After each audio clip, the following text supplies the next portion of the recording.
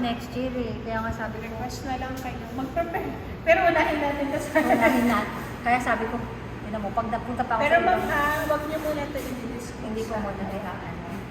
You could develop muna tapos take samples from time to time para habang sinasabayan natin ng IT, meron na kayo. At least alam niyo na yung mga kakailanganin, di ba? Yung mga IT niyo na ano, for under galing. So, pwede niyo nang simulan yung mga... Ang kailangan ko din, the machine, kasi I do it manually, di ba?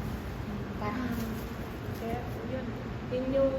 but if you have the machine, ang bilis, mamamas produce mo talaga siya.